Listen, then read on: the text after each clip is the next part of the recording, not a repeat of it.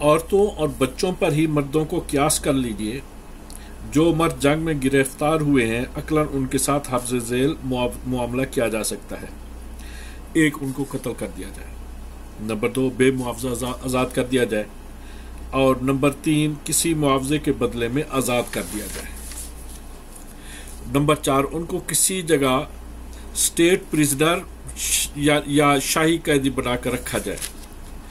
ان کو غلام بنا لیا جائے یا ان کو غلام بنا لیا جائے۔ اب غور کیجئے تو معلوم ہوتا ہے کہ قیدیوں کے مختلف حالات اور سیاسی مقتضیات کی بنا پر تمام اسیران جنگ کے ساتھ یکساں معاملہ نہیں ہو سکتا۔ ایک قیدی اگر آپ کا شدید دشمن ہے اور اس کے بچے زندہ رہنے سے ملک کے امن و امان کو عظیم خطرہ پہنچنے کا اندیشہ ہے تو کوئی وجہ نہیں کہ اس کو قتل نہ کیا جائے۔ اس کے خلاف بعض قیدی ایسے ہیں جن کی آزادی سے ملک کے امن و امان کو کوئی نقصان نہیں پہنچ سکتا، تو موقع ہو تو بلا معاوضہ ورنہ کوئی عوض لے کر ان کو آزاد کیا جا سکتا ہے۔ پھر کبھی ایسا ہوتا ہے کہ ایک قیدی اپنی فطری استعداد و صلاحیت کی وجہ سے تو قابل تحسین و لائق ستائش ہے، لیکن ایک فساد انگیز ماحول میں رہنے کے باعث ہمارا دشمن بنا ہوا ہے، تو اب اس شخص کے لیے ضروری ہے کہ اس کو اس ماحول سے نکال لیا جائے اور ایک صالح آب و ہوا اور درست فضا میں اس کی تربیت کی جائے۔ اس شخص کو نہ تو قتل کیا جا سکتا ہے اور نہ یوں ہی آزاد چھوڑا جا سکتا ہے۔ اس کے لیے یہی بہتر ہے کہ اس کو غلام بنا کر رکھا جائے۔ رہی ایک صورت شاہی قیدی ہونے کی، تو ظاہر ہے کہ قیدی کو اس صورت میں اخلاقی تربیت اور تہذیب و اکتساب ادب کا ایسا عمدہ اور اچھا موقع نہیں مل سکتا جتنا کہ اس صورت میں مل سکتا ہے جبکہ وہ غلام کی حیثیت سے کسی گھر کا ایک فرد ہو کر رہے۔ بہرحال یہ وجوہ ہے جن کے باعث غلامی کے رواج کا ظہور ہوا۔ حقیقت یہ ہے کہ غلامی کو چاہے کتنا ہی برا کہا جائے اور اس کو مذموم و قبیح قرار دیا جائے، لیکن وہ نتیجتاً جنگ ہے، اور جس طرح آپ مخصوص حالات میں جنگ ایسی ہولناک مصائب اور تباہ کن چیز کو برداشت کر لیتے ہیں، اور نہ صرف برداشت بلکہ اس کو بعض اوقات صنعت و حرفت کی ترقی اور ملکی عروج و ارتقاء کا باعث قرار دیتے ہیں، مخصوص حالات میں اگر آپ اسی طرح غلامی کے جرعہ تلخ کو بھی دوا کا ایک گھونٹ سمجھ کر پی جائے تو کیا مذائقہ ہے۔ یہی وجہ ہے کہ اخلاقیات اور اجتماعیات کے بعض علماء متبحرین نے غلامی کے رواج کو بعض خاص ملکی حالات کے پیش نظر مفید اور نافع اور تمدن کی ترقی کا باعث کہا ہے۔ ہربرٹ اسپینسر کہتا ہے کہ یہ تسلیم کرنا بالکل ممکن ہے کہ جب ایک فریق نے تسلط و اقتدار کے باوجود اپنے دشمنوں کو ہضم کرنے کی بجائے اپنا غلام بنا لیا ہے تو ان کو زندہ چھوڑ دینا ہی ترقی کی طرف ایک قدم ہے۔ غلامی خواہ کتنی ہی بری ہو تاہم وہ اضافی طور پر اچھی ہے، اور بعض حالات میں ہنگامی طور پر وہی سب سے زیادہ قابل عمل ثابت ہوتی ہے۔ بعض اوقات حالات ہی ایسے رونما ہوتے ہیں کہ ان کے پیش نظر یہ کہنا نامناسب نہیں ہوتا کہ غلامی بذات خود آزادی کی منزل کا ایک مرحلہ ہے۔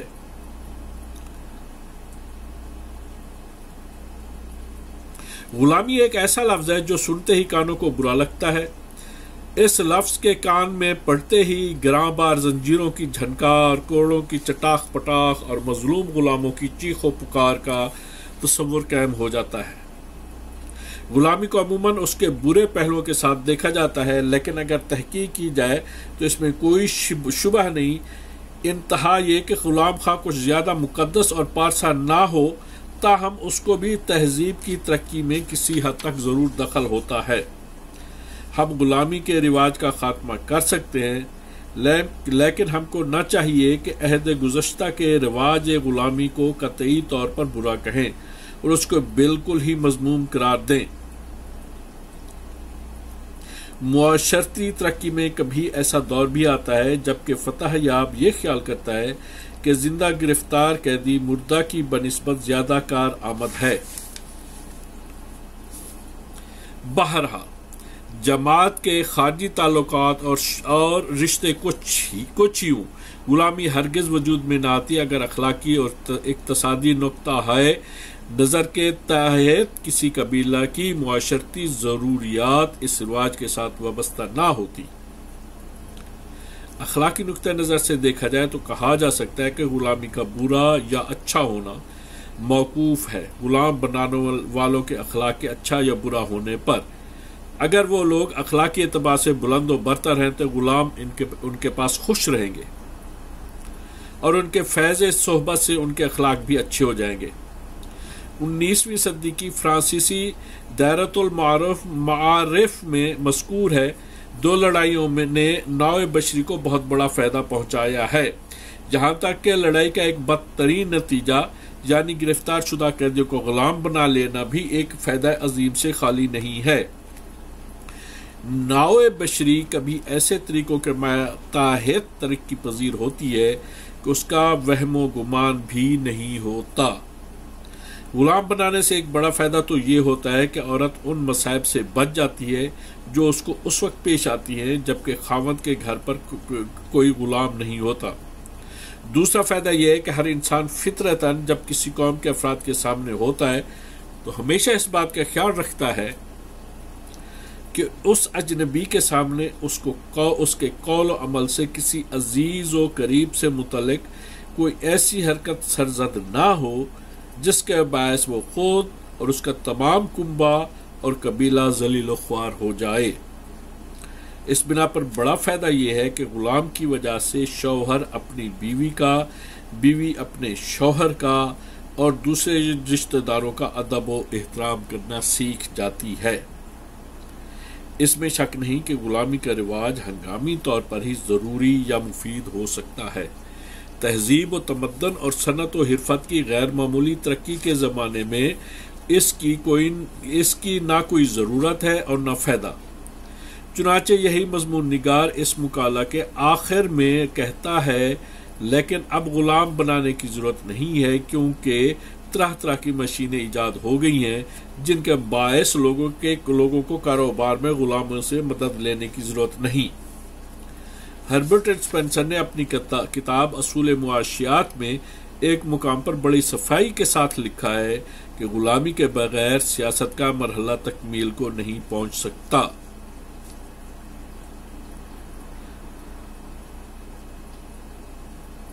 غلامی جہاں کہیں بھی رہی ہے اس نے سوسائٹی کے تمام گوشوں کو متاثر کیا ہے، اس کو قبیلوں اور جماعتوں میں اختیار کیا جاتا ہے تو اس سے تمام شعبوں میں ایک طرح کا رنگ و روغن پیدا ہو جاتا ہے۔ اور پھر اسی مصنف نے ایک دوسری جگہ لکھا ہے کہ غلامی ایک بڑی معلمہ ہے جو پھرتے کے ساتھ کام کرنا سکھاتی ہے، اور وہ ایک ایسی جماعت ہے جس کے باعث لوگوں کو صنعتی نظام کے چلانے میں مدد ملتی ہے۔ ایک اور انگریز مصنف کا مقولہ ہے، فرصت ابتدائی جماعتوں کی اولین ضرورت ہے اور اس کی تکمیل صرف غلاموں کے ذریعے ہی ہو سکتی ہے۔ ڈیلے اینڈ ایڈورڈ دونوں کا خیال یہ تھا کہ اصل مشکل یہ ہے کہ لوگوں سے کس طرح کام کروائیں اور سوائے غلامی کے کوئی دوسری چیز اس مقصد کے لیے مفید نہیں ہو سکتی۔ یونان کے فلاسفر کا عام خیال یہ تھا کہ انسانی طبقات کو رائی اور رعایا، حاکم اور محکوم، آقا اور غلام کی طرف منقسم ہونا فطرتاً ضروری ہے۔ دنیا کا نظام اجتماعی اس وقت تک باقی اور قائم اور برقرار نہیں رہ سکتا جب تک کہ بعض لوگ حکومت کرنے والے، قانون بنانے والے اور اس کو نافذ کرنے کی طاقت و قوت رکھنے والے نہ ہوں، اور ان کے بالمقابل اکثر وہ نہ ہوں جو رعایا کہلائیں، اور جن پر حکومت کی جائے وہ ایک ملک کا مختار کل اور حاکم اعلیٰ کہلاتا ہے، اور تمام اہل ملک اس کی رعیت کہلاتے ہیں۔ بس جس طرح انسانوں کی ایک بڑی جماعت ایک شخص واحد کی یا چند آدمیوں کی محکوم ہو سکتی ہے، انفرادی طور پر ایک فرد واحد ایک شخص واحد کا بھی محکوم ہو سکتا ہے۔ یہی محکومیت اگر ملکیت کا رنگ اختیار کر لے تو غلامی کہلاتی ہے۔ یونانی فلاسفر قدیم کی رائے یہ تھی کہ تمدنی اعتبار سے غلاموں کا وجود ناگزیر ہے تاکہ اہل دماغ جسمانی محنت سے محفوظ رہ کر اعلیٰ سے اعلیٰ دماغی کام کر سکیں اور فکر و نظر کی یکسوئی میں جسمانی سخت کام مخل نہ ہوں۔ مسٹر البرٹ نے ذیل کی عبارت میں در حقیقت انہی فلاسفر کی ترجمانی کی ہے۔ غلامی نے انسان کی اقتصادی کوششوں اور اس کے ذریعے اور معاشرتی شعبوں پر جو عمیق اثر کیا ہے وہ محنت کا منقسم ہو جانا ہے۔ انسانی جماعت کی یہ تقسیم کہ بعض حاکم ہوں اور بعض محکوم بالکل ابتدائی اور طبیعی تقسیم و تفریق ہے۔ غلامی ایسے افراد کو پیدا کرتی ہے جو کام کرنے کے لیے ہیں، سوچنے کے لیے نہیں پیدا کیے گئے ہیں۔ یہ لوگ سوچنے کے مکلف نہیں ہوتے کیونکہ فکر و نظر کے لیے دوسرے افراد ہوتے ہیں۔ یہی مقالہ نگار آگے چل کر لکھتا ہے، انسانی سوسائٹی کے انتہائی سادہ طبقوں کی زندگی کا مطالعہ کرنے کے بعد یہ نتیجہ برآمد ہوتا ہے کہ غلامی کا ظہور اور اس کا نشو و نما معاشرتی حالات پر موقوف ہے۔ یہ حالات ہمارے زمانے کے ادنیٰ سے ادنیٰ درجہ کے معاشرتی احوال میں سراسر ناپید ہیں۔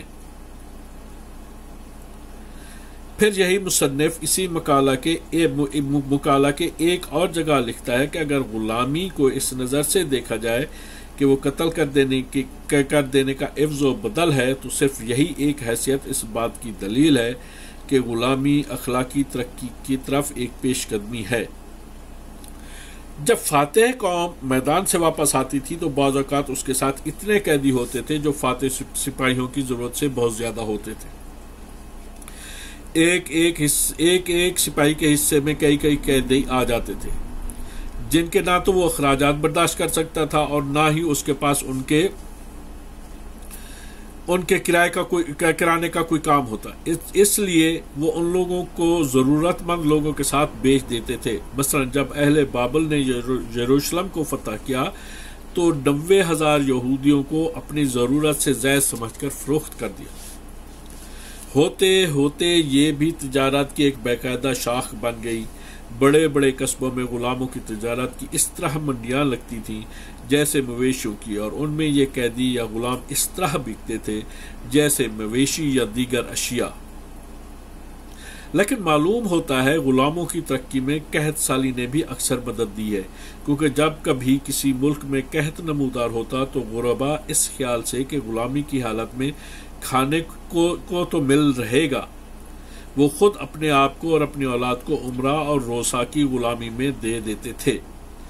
جہالت کا زمانہ تھا، مغرور عمرہ اپنے غلاموں سے حیوانوں سے بھی بدتر سلوک کرتے تھے۔ بات پہ انہیں کوڑوں سے پیٹنا، آنکھیں نکلوا ڈالنا، شکنجا میں کھچوا دینا، نہایت بے درد سے قتل کروا دینا معمولی باتیں سمجھی جاتی تھی، اور ان بے دردوں کو ان پر ذرا رحم نہ آتا تھا۔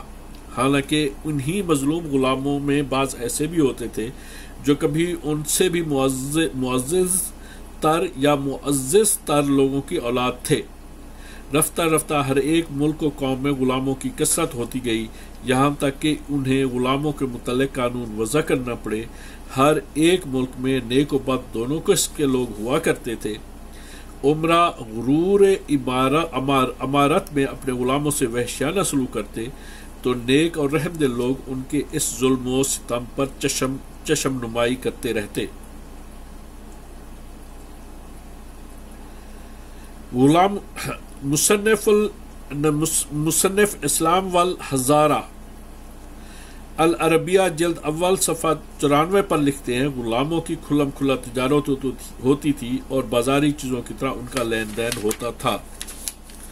مختلف شہروں میں ان کے مستقل بازار قائم تھے اور ان کے لیے پاپ سیلیسٹائن پنجم 1294 نے خاص قواعد بنائے تھے، جن میں سے بعض یہ ہیں: یہودی صرف وہی غلام رکھ سکتے ہیں جن کو گھروں میں پالا گیا ہو۔ نمبر 2، اگر غلام عیسائی ہوں تو آزاد ہو سکتے ہیں۔ نمبر 3، اگر کسی پادری نے کسی باندی سے شادی کر لی تو اس کے تمام بچے گرجا کے غلام سمجھے جائیں گے، ان کو اپنے باپ پادری صاحب کے گناہ کا خمیازہ بھگتنا ہوگا۔ مسٹر اے این گلبرٹسن نے بالکل صاف لفظوں میں کہا ہے کہ مسیحی پیشوایان قوم غلاموں سے تو یہ کہتے تھے کہ اپنے آقاؤں کی اطاعت کرو، لیکن آقاؤں سے یہ نہیں کہا کہ اپنے غلاموں کو آزاد کرو۔ غلاموں کے ساتھ عیسائی قوم کا سلوک اچھا نہیں تھا، زمین میں کاشت کراتے تھے، سخت سے سخت کام لیتے تھے۔ والٹر مارک کہتا ہے، غلامی کا رواج کم از کم برطانوی مستعمرات میں اور ان مقامات پر جہاں غلامی کا رواج ہے، ظلم و ستم کے اعتبار سے اس غلامی سے بدرجہ زیادہ ظالمہ اور جابرانہ ہے جو کافروں کے قدیم و جدید ممالک میں پایا جاتا ہے۔ یہی مصنف دوسرے مقام پر یوں رقم تراز ہے، 13ویں صدی میں آقا کو اپنے غلام پر ہر طرح کا حق تھا کہ چاہے تو اس کو زندہ رہنے دے یا ہلاک کر دے۔ یہ لوگ غلام کو لکھنے پڑھنے سے منع کرتے تھے اور جو اس کے خلاف کرتا تھا اس کو سزا دی جاتی تھی۔ غرض یہ تھی کہ غلام اپنے حقوق سے بے خبر رہیں۔ غلامی سے متعلق مصنفین مغرب کے ان خیالات کو معلوم کرنے کے بعد اس پر ایک تاریخی نظر ڈالیے تو معلوم ہوتا ہے کہ قدیم زمانہ کی ترقی یافتہ ہر قوم میں غلامی کا رواج عام تھا۔ بابل، سیریا، مصر اور ہند وغیرہ کوئی ملک ایسا نہ تھا جس میں کسی نہ کسی طریقے سے غلامی کا رواج نہ ہو، اور مذہبی اعتبار سے دیکھیے تو ثابت ہوتا ہے کہ مسیحیت اور یہودیت اور ہندو مت، ان تینوں کی مذہبی کتابوں میں غلامی کے رواج کی مذمت کہیں نہیں کی گئی، جس کی توجیہ آج کل کے عیسائی عجیب و غریب سے کرتے ہیں۔ یونان کے ابتدائی دور میں غلام ہر درجہ اور ہر طبقہ کے امیر و غریب تھے، جو ناموافق حالات کے باعث غلام بن گئے تھے۔ اس لیے ان غلاموں کی حالت ان غلاموں سے بہت بہتر تھی جو مفتوح قوم سے ہوتے تھے۔ اس لیے بیان کیا جاتا ہے کہ سلطنت یونان میں سلطنت روم کی بنسبت غلاموں کی حالت بہت بہتر تھی۔ یونان میں غلام ایسی اچھی حالت میں ہے کہ دوسرے ملکوں میں آزاد لوگ بھی نہیں۔ مفتوح قوم کے غلاموں کے ساتھ جو سلوک رکھا جاتا تھا اس کی ادنا مثال یہ ہے کہ سرکار کو ان کی موت و زیست کا پورا حق حاصل تھا۔ ایک دفعہ ایک جنگ میں ان غلاموں نے بڑی بہادری دکھائی تو اہل اسپارٹا نے اعلان کیا کہ جن غلاموں نے جنگ میں کارہائے نمایاں کیے ہیں وہ حاضر ہوں، لیکن بجائے اس کے کہ انہیں کوئی اعزاز دیا جاتا، چپکے سے تلوار کے گھاٹ اتار دیا گیا۔ اس طرح جب حکام کسی غلام کو خطرناک خیال کرتے تو اسے قتل کرا دیتے تھے۔ اس کا نتیجہ یہ ہوا کہ غلام بھی اپنے بچاؤ کے لیے جمع ہو کر بغاوتیں کر دیتے، سخت ہنگامے برپا رہتے اور خون ریزیاں ہوتی۔ ان خون ریزیوں کو روکنے کے لیے افلاطون نے یہ تدبیر بتلائی تھی کہ غلاموں کے ساتھ عزت و توقیر اور انصاف کا برتاؤ کیا جائے اور ایک ہی ملک میں زیادہ غلام نہ رکھے جائیں۔ ارسطو کہتا تھا کہ انہی لوگوں کو غلامی میں رکھنا چاہیے جو بخوشی غلام بن کر رہنا چاہیں، اور جو لوگ آزادی پسند ہوں ان کو غلامی سے آزاد کر دینا چاہیے۔ ارسطو کے ایک شاگرد وسٹووامس نے غلاموں کی حالت زار سے متاثر ہو کر ایک تقریر میں یہاں تک کہہ دیا کہ خدا نے تمام انسانوں کو آزاد پیدا کیا ہے اور قدرت نے کسی کو بھی کسی کا غلام نہیں بتایا، لیکن نکار خانہ میں تو طوطی کی آواز کون سنتا ہے۔ چونکہ غلاموں میں بہت سے مفتوح ممالک کے معزز اور بہترین گھرانوں کے لوگ ہوتے تھے جن کی دماغی اور شریفانہ قابلیتیں اس حالت میں بھی اپنے جوہر دکھایا کرتی تھیں، وہ بعض اوقات بڑی ناموری پیدا کر لیتے اور غلامی سے آزاد ہو جایا کرتے تھے۔ اس قسم کے لوگوں میں حکیم ایلسپ، شاعر ہوریس اور ٹرمینس وغیرہ خاص طور پر قابل ذکر ہیں، جو یا تو غلام تھے یا غلاموں کی اولاد۔ بس آج کے لیے اتنا، اور تمہید ابھی جاری ہے۔ اب اگلا جو آ رہا ہے چیپٹر، اس میں جو ہے روم میں غلامی ہے، پھر اس کے بعد آئے گا روم میں تھوڑی کرنے کے بعد ایران میں غلامی، اہل چین اور غلامی، ہندوستان میں غلامی، اور پھر اس کے بعد ہے مذاہب عالم میں غلامی کا رواج، غلامی اور ہندو مذہب، اور غلامی اور یہودیت، غلامی اور مسیحیت، اور غلاموں کا مسیحی تخیل، اور کافی جناب بظاہر ہے کہ ابھی تو ابتدا کی ہے ہم نے، تو انشاءاللہ جناب بس جیسے جیسے اللہ تعالیٰ موقع دے گا ویسے ہی جناب انشاءاللہ جناب ہم وہ کرتے رہیں گے۔ تو اب تک کے لیے اتنا ہی، اجازت، آپ کی سما خراشی کا معذرت چاہتا ہوں، آپ کی بڑی مہربانی، خدا حافظ، السلام علیکم۔